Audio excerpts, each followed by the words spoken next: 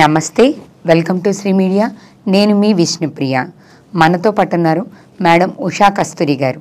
ఇప్పుడు మనం మేడంతో మాట్లాడి ప్రస్తుత సమాజంలో ఉన్నటువంటి యువత మానసిక శారీరక పరిస్థితుల గురించి, ఇప్పుడు వాళ్ళు ఎదుర్కొంటున్న సమస్యల గురించి తెలుసుకుందాం. నమస్తే మేడం. ఈ రిలేషన్షిప్స్లో కూడా మనకు కనిపిస్తున్న సెలబ్రిటీస్ దగ్గర నుంచి సామాన్యుడి వరకు ఇలాంటి ఎక్స్ట్రా మ్యారిటల్ రిలేషన్షిప్స్ చూస్తున్నాం. అయితే దీన్ని యూత్ జాబ్ చేసేవాళ్ళు, బిఫోర్ మ్యారేజ్ ఉన్నవాళ్ళు ఎగ్జాంపుల్గా చూపించి లివ్ ఇన్ రిలేషన్షిప్ తప్పేంటి అని అడిగే పరిస్థితికి సమాజం వచ్చింది. మరి ఇది అసలు ఎటు తీసుకెళ్తుంది యువతని కానీ సమాజాన్ని కానీ? వాళ్ళు చేసిన తప్పేంటి అని ప్రశ్నించే స్థాయికి యువత ముందుకొచ్చి డిబేట్లు పెడుతున్నారు. దానికి ఏం చెప్తారు? ఇప్పుడు మనము అది వరకు మంచినీళ్ళు తాగి గ్లాసు కడుక్కొని బోర్లిచ్చి మళ్ళీ వాడుకునేవాళ్ళం. ఎక్కువ రోజులు అయిపోయింది వాడి జిడ్డు పట్టిందో, తుప్పు పట్టుతుందేమో, లేకపోతే పాడైపోయిందేమో, బాగాలేదంటే మళ్ళీ దాన్ని క్లీన్ చేసుకుని మళ్ళీ వాడేవాళ్ళం.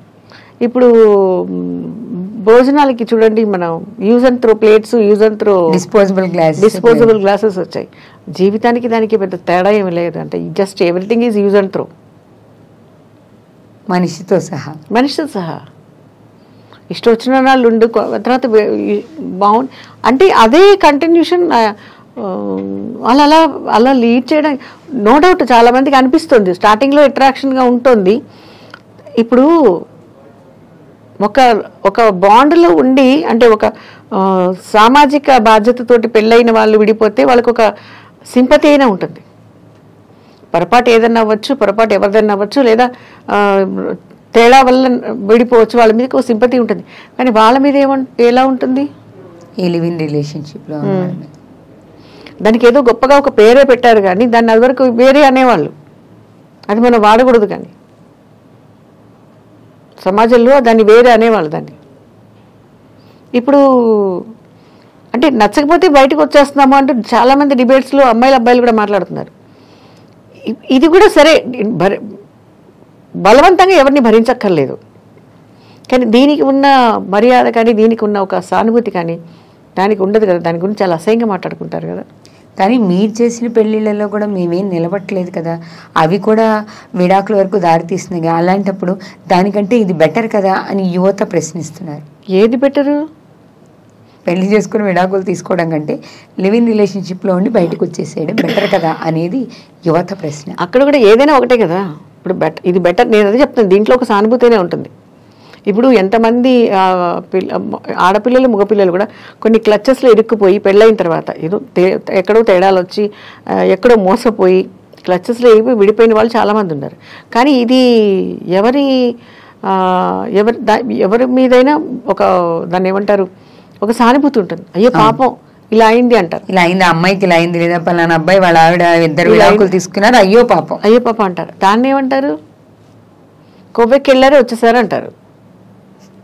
అంతే కదా, దాన్ని అదే అంటారు అన్నమాట. అది తప్పని వాళ్ళకి ఎందుకు అర్థం కావట్లేదు అంటే తప్పుగా అనిపించట్లా, ఇట్స్ రొటీన్ అనుకుంటున్నారు వాళ్ళు. సమాజంలో ఇది కూడా భాగమే, ఇది ఒక భాగం చేసుకున్నారు వాళ్ళు. అది భాగం కాదు, వాళ్ళు దాన్ని భాగంగా భావిస్తున్నారు. ఎస్, వాళ్ళు దాన్ని ఒక భాగంగా భావిస్తున్నారు అంతే. అందువల్లే అలా దానికి వాళ్ళు ఎక్కువ మొగ్గు చూపిస్తున్నారు అనుకుంటున్నాను నేను. కానీ వీటన్నిటిలో మార్పు రావాలి. ఒకవేళ అసలు వీళ్ళ ఆలోచన విధానం యువతలో కావచ్చు, లేకపోతే వివాహ వ్యవస్థ మీద నమ్మకం కావచ్చు, వివాహం అయిన తర్వాత ఇలాంటివి జరగకుండా ఉండాలి అని అంటే సమాజంలో ఎటువంటి పరిస్థితులు ఉంటే మళ్ళీ మనం మన భారతీయ సాంప్రదాయానికి రాగలుగుతాం? అసలు ముందు సాంప్రదాయాన్ని చిన్నప్పటి నుంచి పాటిస్తూ ఉంటే అంత పెద్దగా తేడా రాదేమో. నో డౌట్ అండి. ఇప్పుడు ఎవరికి ఏంటి వాళ్ళ ఇరుక్కుపోయి ఎవరు, లేదా డేంజర్లో పడిపోయి ఎవరు చేయక్కర్లేదు.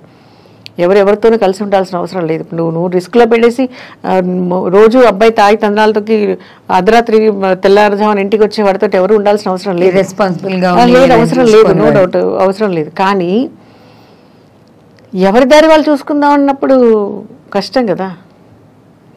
ఇప్పుడు ఒక బాధ్యత. ఇప్పుడు ఇంట్లో మీ అమ్మ నాన్నతో ఎంత పడుతుంది నీకు? షూర్ పిల్లలందరూ అమ్మ నాన్నలతో ఏదో ఒక రకంగా గొడవ పడుతూనే ఉంటారు, చిన్నప్పటి నుంచి గొడవ పడుతున్నారు. ఎందుకు వెళ్ళిపోవట్లేదు ఇంట్లోంచి మరి? అక్కడ ఎందుకు అడ్జస్ట్ చేసుకుంటున్నారు కదా. బ్లడ్ రిలేషన్, ఇక్కడ బ్లడ్ రిలేషను 20 ఏళ్ళు 25 ఏళ్ళే, అది 100 ఏళ్ళు ఉంటుంది కదా జీవితం.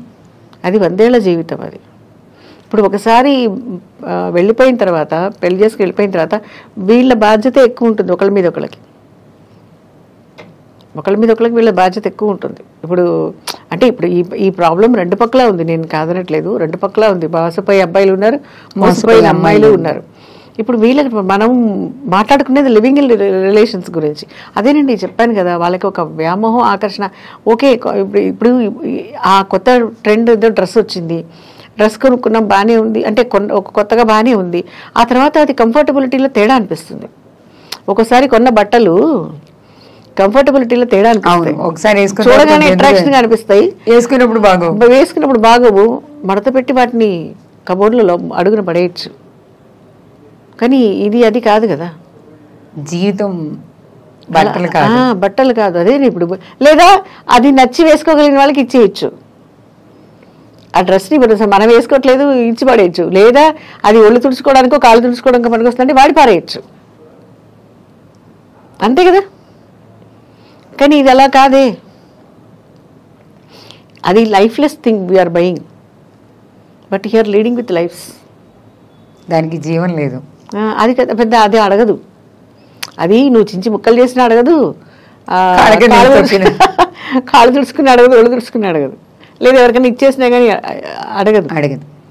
కానీ ఇది అలా కాదు కదా.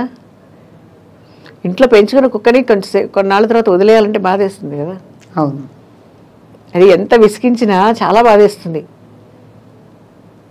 మరి ఇది ఎందుకు ఆలోచించట్లేదో నాకు అర్థం కావట్లేదు. ఆ లివింగ్ ఇల్లుకి వెళ్ళి అలా మధ్యలో వద్దంటే విడిపోతే ఏం చేద్దామని. దీంట్లో ఎక్కువ శాతం ఆడపిల్లలే బాధపడుతుంటారు కదా, మరి వాళ్ళు ఆలోచించరా? మగపిల్లలు బాధపడరా పాపం? అంటే ఇంపాక్ట్ ఇప్పుడు ఎంత కాదనుకున్న పురుషాధిక్య సమాజం కదా. ఏం ఆధిక్య సమాజం లేదండి. ఇప్పుడు మీకు ఆడపిల్ల సింపతి అనేసరికి ఎక్కువ బయటకు వస్తుంది, ఎక్కువ మంది సానుభూతి చూపిస్తారు. అది చెప్పుకోలేని బాధపడే మగపిల్లలు కూడా ఉన్నారు. ఇప్పుడు ఈ అమ్మాయి మళ్ళీ పెళ్లి చేసుకోవాలంటే యాక్సెప్ట్ చేసేవాళ్ళు కావాలిగా మేడం. ఆ అబ్బాయి చేసుకోగలుగుతాడేమో. ఆ అబ్బాయి వాడికి నమ్మకం ఉండద్దు ఇంకోళ్ళ మీద. ఇప్పుడు ఆ అబ్బాయికి మాత్రం ఎవరి మీదన్నా నమ్మకం ఉండాలి కదా. ఇప్పుడు అలా బాధపడే అబ్బాయిలు చాలామంది ఉన్నారు.